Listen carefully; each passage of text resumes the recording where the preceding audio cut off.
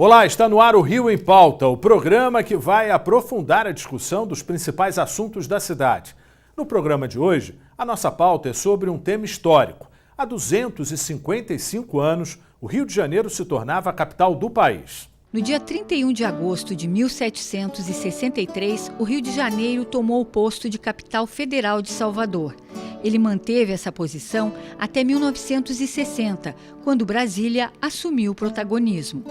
O Rio de Janeiro, como capital, foi importante para que os lucros obtidos com a mineração chegassem mais rápido em Portugal. A vinda da família real em 1808 proporcionou muitas mudanças na cidade. A primeira delas foi a criação de uma arquitetura para receber a coroa portuguesa. O Rio assumiu o protagonismo em eventos como a independência em 1822 e o fim da escravidão em 1888. Foi aqui que se deu a mobilização para a derrubada do Império, a instalação do regime republicano e o golpe de Estado promovido por Getúlio Vargas. O que representou para o Rio de Janeiro deixar de ser capital do país? Essas e outras perguntas serão respondidas pelo economista Mauro Osório, que é presidente do Instituto Pereira Passos e professor da UFRJ. Muito obrigado pela sua participação, Mauro.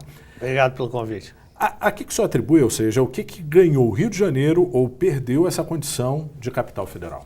Não, e perdeu bastante, né? Porque, na verdade, já era capital há quase 200 anos e toda essa parte de funcionalismo que estava aqui, que foi tudo para Brasília, né? E, posteriormente, também, como a economia de São Paulo é mais pujante do que a do Rio e o órgão regulador, por exemplo, o Banco Central, acabou indo para Brasília, o setor financeiro também foi muito para São Paulo. Teve também o problema da Bolsa do Rio de Janeiro, o escândalo que teve na Bolsa, né? Então, quer dizer, tanto foi grave que a partir dos anos 60, principalmente a partir da década de 70, quando consolida a transferência da capital, né?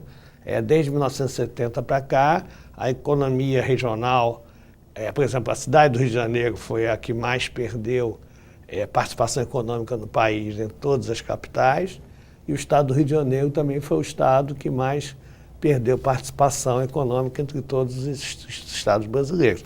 Agora, o Rio de Janeiro ainda continua sendo um espelho, né? Mesmo tendo perdido essa condição? Quer dizer, a gente estava conversando aqui, né? Existe um historiador de arte chamado Júlio Argan, ele foi prefeito de Roma, em que ele diz que existe uma diferença entre ser a capital e ser o eixo da capitalidade. Paris é a capital e é o eixo da capitalidade da França. Mas, por exemplo, em Nova York, o eixo da capitalidade, desculpe, nos Estados Unidos, o eixo da capitalidade é Nova York, o capital é Washington, mas o eixo da capitalidade é Nova York. Ou na Austrália, a capital, enfim, quer dizer, Canberra, mas o eixo da capitalidade é Sydney. Quer dizer, o que é a capitalidade? É aquele espaço, aquela cidade, aquele território que é a imagem internacional do país, que é um centro cultural, um centro capitalista. Então, o Rio é muito essa história, né? A música, que talvez seja o maior capital intangível do Brasil, né? Passa muito pelo Rio de Janeiro, tanto que os baianos todos vieram morar no Rio de Janeiro, Caetano, Gil, Gal, né? Então, de fato, o Rio de Janeiro ele tem essa marca. Quando a gente vai ao exterior, a gente fala sobre o Brasil, provavelmente vão falar o Rio antes de São Paulo, apesar de toda a potencialidade econômica paulista. Qual que é o contexto histórico na sua avaliação? Ou seja, como que o Rio deixa de ser e passa para uma outra condição? Na verdade, a economia brasileira se dizia que ela era meio que um caranguejo, que só tinha no litoral. E o Juscelino Kubitschek, ele acha que a Constituição de Brasília ia ajudar uma interiorização, quer dizer, o desenvolvimento, né? E, enfim, então o transfer que já estava previsto na Constituição desde 1891. Eu acho que o grande problema não é em si a capital ter deixado de estar no Rio de Janeiro, mas foi um processo de mudança sem uma estratégia, sem compensações, e não é nem que o governo federal tenha prometido, não tenha dado, nós mesmos é que nem reivindicamos, por dois motivos. Primeiro que a tradição na cidade do Rio de Janeiro, exatamente por conta dessa história, de pensar Brasil e mundo, não é de pensar região, né? E segundo que as pessoas não acreditavam que o Juscelino ia, de fato, levar à frente fazer a capital naquela região longínqua, né, lá no Planalto Central.